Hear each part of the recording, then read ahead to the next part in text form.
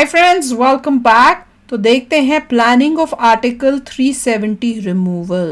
चलो वीडियो शुरू करते हैं। वीडियो शुरू करने से पहले अगर आप चैनल पर नए हो और आपने अभी तक सब्सक्राइब नहीं किया तो जल्दी से पहले सब्सक्राइब के बटन और बेल आइकन को क्लिक कर लो ताकि आपको हमारे सारे न्यू वीडियोस के नोटिफिकेशन मिल जाएं जैसे हम अपलोड करें। अगर आपको वीडियो पसंद आता है प्लीज लाइक एंड शेयर। चलिए शुरू करते हैं।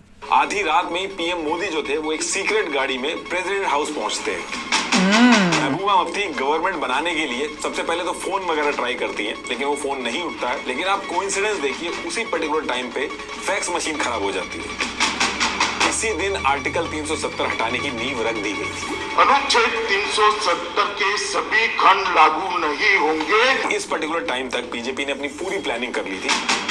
एडवाइजरी जारी की जाती है कि डिवोटीज यात्रा बीच में ही रोक दें और जो कश्मीर वैली है उसको छोड़ के वहां से बाहर चले। ये भी था। इसकी वजह से आर्टिकल 370 को हटाना बहुत ही टेढ़ी खीर हो गई। नेहरू जी आर्मी भेजने के बहुत खिलाफ थे, लेकिन सरदार वल्लभ भाई पटेल जबरदस्ती आर्मी भेज देते हैं। जब पाकिस्तान को इतना पीछे कर दिया था, थोड़ा और पीछे कर देना चाहिए था। बीच में यूएन में जाने की क्या जरूरत? वही तो देश में दो विधान, दो निशान, दो प्रधान नहीं चले। बिल्कुल वही पॉलिटिक्स खेल ली ना। लेकिन जब भी जम्मू एंड कश्मीर की बात होती है तो आर्टिकल 370 और 35A इनकी बात जरूर होती है, और आप सबको ऑलरेडी पता है कि इनको हटा दिया गया है। लेकिन जो आर्टिकल्स थे ये कोई नॉर्मल आर्टिकल्स नहीं थे। इनके अंदर कुछ ऐसी चीजें मेंशन थी जिसकी वजह से इतने सालों तक बना के परमानेंट कर दिया और एक हिस्टोरिकल मुद्दा बना इंडिया के अंदर। बहुत टेम्परेरी। ये सब देख के कौन बीजेपी के अगेंस्ट हो सकता है? पता नहीं, मुझे तो समझ ही नहीं। आर्टिकल्स को लाया गया था और जब इनको हटाया गया वो भी यूनिक था, इसलिए इतने साल लगे इसको हटाने में। 4 से 5 साल तक good for the country planning के तहत इसको हटाया गया, और जो प्लानिंग और स्ट्रेटेजी बनाई गई थी वो भी बहुत यूनिक थी। और वही चीज मैं आज आपको बहुत ही डिटेल में बताऊंगा कि ये लाया क्यों गया था और क्या तरीके यूज हुए थे इसको हटाने के लिए। एंड आई एम श्योर आपको ऐसा लगेगा जैसे कोई चाणक्य नीति की मूवी चल रही हो, इतना दिमाग लगा के इसको हटाया गया था। बट इसको समझने के लिए हमें थोड़ा सा पीछे जाना। और मुझे अपना रिएक्शन याद है सुबह जब ये बताया, मैं तो यकीन ही नहीं, जैसे उछली हूं। होने से पहले आई स्टिल रिमेंबर वो ये था, इट वाज अनबिलीवेबल यार। ब्रिटिशर्स दो तरीके से राज करते थे। ये मैप में आपको येलो और पिंक कलर दिख रहा होगा। जहां येलो कलर है मतलब कि वहां डायरेक्ट ब्रिटिशर्स का राज था, जिसे ब्रिटिश इंडिया कहा जाता था। और जो स्टेट्स आपको पिंक कलर में दिख रहे हैं वहां ब्रिटिशर्स उस जगह के राजा या निजाम के साथ मिलकर इनडायरेक्टली राज करते थे। इनको प्रिंसली स्टेट कहा जाता था। इन प्रिंसली स्टेट्स में राजा अपने स्टेट की सभी इंटरनल चीजें खुद संभालते थे। बस डिफेंस, फॉरेन अफेयर और कम्युनिकेशन जो था ये चीजें ब्रिटिश गवर्नमेंट के हाथ में होती थी। और ये जो जम्मू एंड कश्मीर है, हैदराबाद, जोधपुर, ये सब प्रिंसली स्टेट्स थे। ऐसे करके करीब 565 प्रिंसली स्टेट थे। आगे बढ़ने से पहले मैं आपसे एक काफी कॉमन प्रॉब्लम डिस्कस करना चाहता हूँ, जिसके बारे में रिसेंटली कुछ सब्सक्राइबर्स ने भी मुझसे पूछा था। ये इंडियन मेल्स में एक बढ़ती प्रॉब्लम होती जा रही है और वो है हेयर लॉस। अभी ट्राई ऐप डाउनलोड करके फ्री हेयर टेस्ट लेकर अपना कस्टमाइज देशों में बांट दिया जाएगा। और ये जो प्लान था इसमें सबसे इंपॉर्टेंट बात ये थी कि ब्रिटिश इंडिया को ही बांटा जाएगा। ये जो प्रिंसली स्टेट्स थी ये इसमें इंक्लूडेड नहीं थी। इस प्लान में ये कहा गया था कि जो प्रिंसली स्टेट है उनकी मर्जी है, वो इंडिया के साथ रहना चाहे तो इंडिया के साथ रहे, पाकिस्तान के साथ रहना चाहे तो पाकिस्तान के साथ रहे, या फिर उनका अगर मन है कि वो इंडिपेंडेंट काम किया था ब्रिटिश ने टू डिस्ट्रॉय इंडिया, टुकड़े कर दिए। डार्क ग्रीन वाला जो एरिया आप देख रहे हैं इसमें मुस्लिम पॉपुलेशन जो थी वो मेजॉरिटी में थी। तो ये जो माउंटबेटन प्लान था इसको 18 जुलाई 1947 को इंडिया इंडिपेंडेंस एक्ट 1947 के नाम से लागू करके बंटवारा शुरू कर दिया जाता है, जिसमें बंगाल के 2 हिस्से होते हैं। ईस्ट बंगाल जो था वो पाकिस्तान के पास गया, फिर पंजाब के 2 हिस्से होते हैं जिसमें वेस्ट पंजाब जो था वो पाकिस्तान के पास गया, सिंध और ये जो पूरा बलूचिस्तान प्रोविंस है ये पाकिस्तान के पास गया, और बाकी जो ब्रिटिश इंडिया का पार्ट था वो सारा का सारा इंडिया के पास गया। और फिर इसके बाद 14 अगस्त 1947 को पाकिस्तान और 15 अगस्त 1947 को इंडिया आजाद होता है। ये जो एरिया था इस तरीके से बांटा गया था। ये जो खाली पार्ट आपको दिख रहा है ये सारे प्रिंसली स्टेट थे, छोटे छोटे प्रिंसली स्टेट थे यहाँ पे। अब ये जो प्रिंसली स्टेट थे इनको इंडिया की तरफ से सरदार वल्लभ भाई पटेल और पाकिस्तान की तरफ से जिन्ना अपने अपने खेमे में जोड़ने के लिए ट्राई करना स्टार्ट करते हैं। पाकिस्तान के पास ये सारे प्रिंसली स्टेट्स आ जाते हैं और बाकी जितने बचते हैं वो इंडिया के पास आ जाते हैं। अब ये सारी चीजें जितनी आसानी से मैं बता रहा हूँ कि ये ऐसे डिवाइड हो गए थे, इतनी आसानी से नहीं हुए थे। कुछ को लालच देके, कुछ को डंडे के जोर पे, बहुत ही मुश्किलों से इन प्रिंसली स्टेट्स को साथ में जोड़ा गया था। तो जब भी इन प्रिंसली स्टेट को जोड़ा जाता था तो ये जो सरदार पटेल ने किया था सारा काम, document सारी है, मेहनत ये साइन कराया एक जाता बंदे था। इस की डॉक्यूमेंट में लीडरशिप mainly से वही हुई है। सेम चीजें थी जो ब्रिटिशर्स के साथ जो अरेंजमेंट था, सेम वही अरेंजमेंट इस डॉक्यूमेंट के अंदर भी लिखा गया था। डिफेंस, फॉरेन अफेयर, उनको बनाना चाहिए था PM। इनको छोड़ के जो should बाकी have been। इंटरनल मैटर है वो राजा खुद देखेगा। बाकी फिर टाइम के साथ आगे चल के He would इनसे have merger chopped agreement Pakistan sign करा immediately। लिया गया था, जिसमें इनकी जो रियासतें थी वो पूरी तरीके से इंडिया के साथ जुड़ गई थी। अब देखिए जितने भी प्रिंसली स्टेट थे, छोटे बड़े जितने भी थे, सबका मैटर सॉल्व हो गया था, लेकिन 3 जगह पे आके बात फंस गई थी और वो 3 जगह थी जम्मू एंड कश्मीर, जूनागढ़ और हैदराबाद। और रीजन इसके पीछे ये था कि जूनागढ़ और हैदराबाद में राजा मुस्लिम था, लेकिन इनके स्टेट के अंदर जो मेजोरिटी थी वो हिंदू जनता थी। ऐसे ही जम्मू एंड कश्मीर में राजा हिंदू था, लेकिन जो पॉपुलेशन थी उनमें मेजोरिटी जो थी वो मुस्लिम्स की थी। और इन तीनों प्रिंसली स्टेट्स को अपनी तरफ करने के लिए पाकिस्तान और इंडिया में बहुत ज्यादा बहस चालू हो गई थी। जूनागढ़ का जो नवाब था महाबत खान रसूल खान जी, इन्होंने क्या किया था, इन्होंने अपने स्टेट के अंदर जो दीवान रखा था वो शाह नवाज भुट्टो, इसको बनाया था।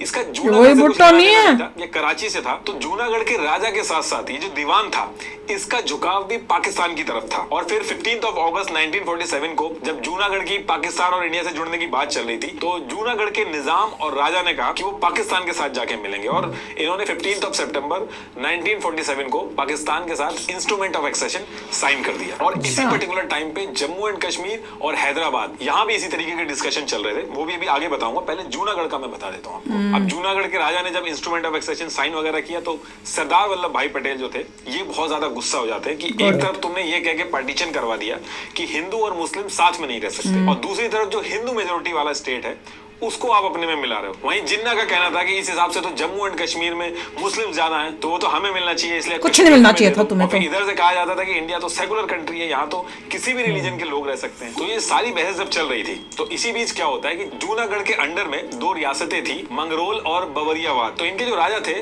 वो इंडिया के साथ मिल गए और पेपर वगैरह भी साइन करने लगे। और इसके बाद इंडिया ने आर्मी भेज के जूनागढ़ को चारों तरफ से घेर लिया था।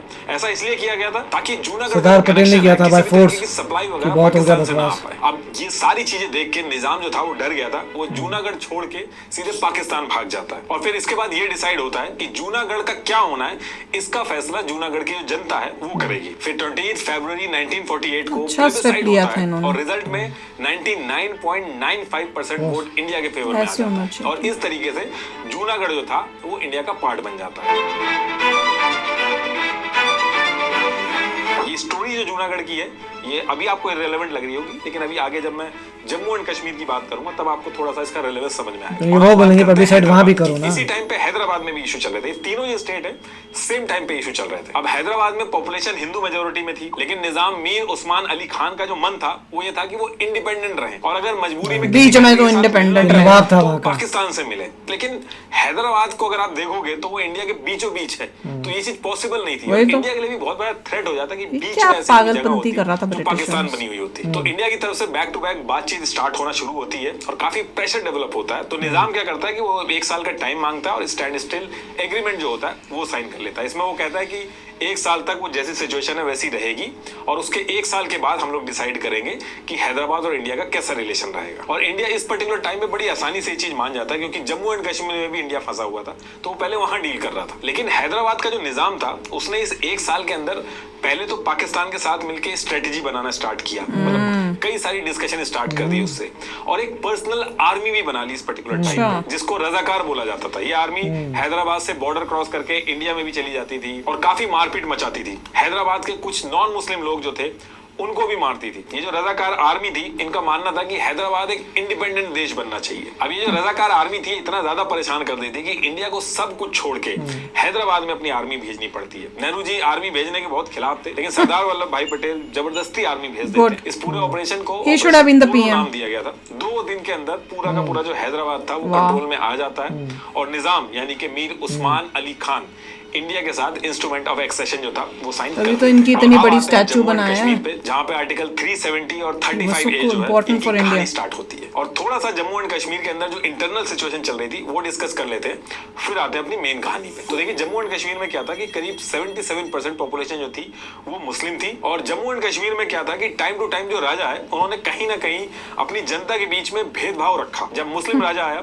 तो उसने हिंदुओं को दबा के रखा, और जब हिंदू राजा आए तो उन्होंने मुस्लिमों को दबा के रखा। तो जम्मू एंड कश्मीर में जो राजा हरि सिंह थे उनके ऊपर भी ऐसे आरोप लगते थे कि वो हिंदुओं को फेवर करते हैं। एक स्टेट सब्जेक्ट लॉ 1927 बनाया था राजा हरि सिंह ने, जिसमें एलिगेशन थे इनके ऊपर कि ये हिंदुओं को गवर्नमेंट जॉब में प्रायोरिटी देते हैं। तो इन सारी चीजों को लेके जम्मू कश्मीर के अंदर जो मुस्लिम्स थे वो प्रोटेस्ट वगैरह टाइम टू टाइम करते रहते थे, और सबसे बड़ा जो प्रोटेस्ट हुआ था वो ईयर 1931 में हुआ था। और इसी टाइम पे एक आदमी था शेख अब्दुल्ला वहां पे, जो अभी फारूक अब्दुल्ला उनके फादर, तो ये राजा के खिलाफ आवाज उठाना शुरू कर देते हैं कि राजा को हटाओ और डेमोक्रेसी लेके आओ। तो इस पर्टिकुलर टाइम पे ये चल रहा था कि इंडिया के अंदर ब्रिटिशर से नेहरू जी जो थे वो लड़ाई कर रहे थे, और सेम टाइम पे शेख अब्दुल्ला जो था वो कश्मीर के अंदर राजा के खिलाफ मुहिम चला रहा था, लड़ाई कर रहा था। और अपनी बात आगे रखने के लिए शेख अब्दुल्ला ने all Jammu and Kashmir Muslim conference नाम से एक पार्टी बनाई थी, जो आगे चल के सेकुलर दिखाना था उनको, तो उसका नाम चेंज करके नेशनल कॉन्फ्रेंस रख दिया गया था। और ये जो पॉलिटिकल पार्टी है ये अभी भी है। मुस्लिम तो से उस टाइम पे national, नेहरू जी अच्छा। एक तरफ इंडिया में डेमोक्रेसी लाने के लिए क्विट इंडिया मूवमेंट कर रहे थे,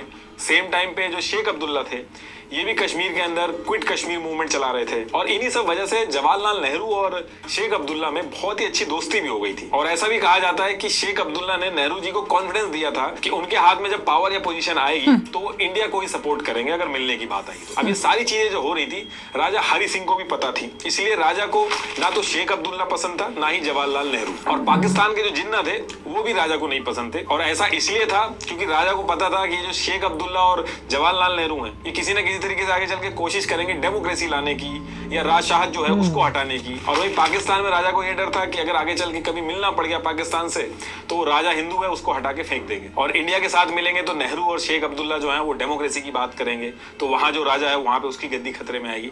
तो कुल मिला के राजा को अपनी गद्दी बहुत प्यारी थी, इसलिए उसने कहा कि उसको इंडिपेंडेंट रहना है, उसको किसी से नहीं मिलना है। तो इसीलिए जब इंडिया और पाकिस्तान आजाद हुए तो राजा ने कहा कि ना तो उसको इंडिया से मिलना है ना पाकिस्तान से मिलना है, वो कोई इंस्ट्रूमेंट ऑफ एक्सेशन जो है उसको मुजाहिदीन वहां से अटैक करते वो हैं। एक चीज कर सकता है कि वो स्टैंड स्टिल एग्रीमेंट जो है उसको साइन कर लेगा, और इस चीज का ऑफर जो है उसने पाकिस्तान और इंडिया दोनों को दिया, जिसमें से पाकिस्तान ने जो स्टैंड स्टिल एग्रीमेंट था इसको साइन कर लिया था, जिसका मतलब ये था कि जम्मू एंड कश्मीर और पाकिस्तान के बीच में trade, travel, communication, flow of essential commodities जो है ये एकदम फ्रीली मूव होंगी। लेकिन इंडिया ने ये स्टैंड स्टिल एग्रीमेंट में साइन नहीं किया था। अब पाकिस्तान ने एग्रीमेंट साइन तो कर लिया था, लेकिन पाकिस्तान के मन में डे वन से कैसे भी करके कश्मीर को पाकिस्तान से जोड़ दे, क्योंकि वहां पे उसको लगता था कि वो पाकिस्तान को बिलोंग करता है, वहां मुस्लिम पॉपुलेशन ज्यादा है। और जब उसको लगा कि ये स्टैंड स्टिल एग्रीमेंट वगैरह इससे कोई फायदा है नहीं, चीजें हाथ से बाहर जा रही हैं, तो पाकिस्तान ने इस एग्रीमेंट को फॉलो करना बंद किया और कश्मीर के सारे जो फूड सप्लाई वगैरह थे वो सब रोक दिए, और नेक्स्ट डे कश्मीर के ऊपर अटैक कर दिया। आगे स्टोरी नेक्स्ट पार्ट। ठीक है, काफी अच्छा बात है। यही था, मुजाहिदीन अटैक करते हैं, महाराजा हरि सिंह लोग, ओ माय गॉड, ये तो अटैक कर दिया, अब मैं कैसे करूं? तो इंडिया से हेल्प मांगते हैं, भाई आप हेल्प करो, मेरी लैंड पे अटैक हो गया। आगे तुम उसमें सुन ले। हाँ, तो इंडिया ने यही कहा था सरदार पटेल ने, हमसे जुड़ोगे तभी हेल्प कर सकते हैं, अदर कैसे हेल्प करें? Of course that's how it is. पर और ये मगर उस वक्त जो 370 टेम्परेरी था कि अभी के लिए जुड़ जाओ, और उसके बाद वोटिंग कराना, और वोटिंग से लोग डिसाइड करेंगे कहाँ जाना है। बट क्योंकि पाकिस्तान ने वाला पार्ट ले लिया, देन इट वाज ऑब्वियस कि you can't do elections now because the part has been taken by them. मैं तो ये सोच रही हूँ कि गांधी जी जो हर चीज में अब वो कर लेते थे, क्या करते थे, वो जो खाना नहीं खाते थे उसको क्या बोलते थे? फास्टिंग नहीं, कोई हिंदी में अनशन, हाँ अनशन करते थे। उन्होंने वो उस टाइम क्यों नहीं अनशन किया कि भारत का टुकड़े नहीं होंगी, कोई ऐसा नहीं होगा, हमारे देश में ऐसा कुछ नहीं होगा कि मुसलमानों के लिए, मुस्लिम के लिए अलग देश बनेगा, जिसने रहना है वो यहाँ पे मिलजुल के रहे, भारत के टुकड़े नहीं होंगे, हिंदुस्तान के टुकड़े नहीं होंगे। अगर वो जैसे हर चीज अनशन करके मनवा लेते तो ये मनवाने में क्या मुश्किल था? अगर वो वैसे ही करते कि भैया मैं तो तब तक नहीं छोड़ूंगा, हाँ तो भी तुम अगर अकड़ गए तो क्या कर लेगा जिन्ना? जैसे इतना करते थे ना कि भैया पूरी चीज हो सकती है, वी कांट थिंक, नहीं जाते ऐसे ही नहीं जाते, तो फिर सब रिवोल्ट हो जाओ, सब हो जाता। तो वही तो करते रहो ना। द पॉइंट ये था at that time we do not know what happened. ये तो आप पीछे से देखते हैं तो आपको ये आसान था, वो सब देयर कुड बी कॉम्प्लेक्सिटी। मैं तो ये सोच रही हूं कि इतना था कि मिस्टर नेहरू जो है कुछ पॉइंट्स पे ही टुक रॉन्ग डिसीजंस।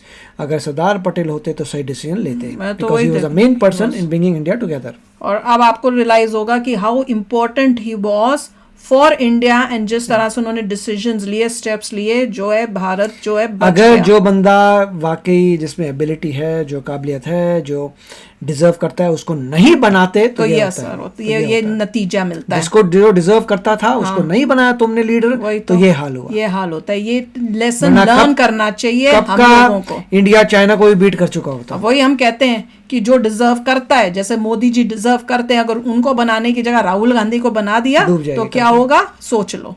तो चलो यार, आप भी शेयर करना अपने थॉट्स। चलते हैं, मिलेंगे नेक्स्ट वीडियो में बहुत ही जल्द। Till then take care and bye bye. तो अगर आप मेरे इस चैनल पे नए हो तो जल्दी से सब्सक्राइब के बटन को हिट करो और बेल आइकन को क्लिक करो, ताकि आपको मेरा जब नया वीडियो मैं लगाऊं आपको उसके बारे में जल्दी से पता चल जाए।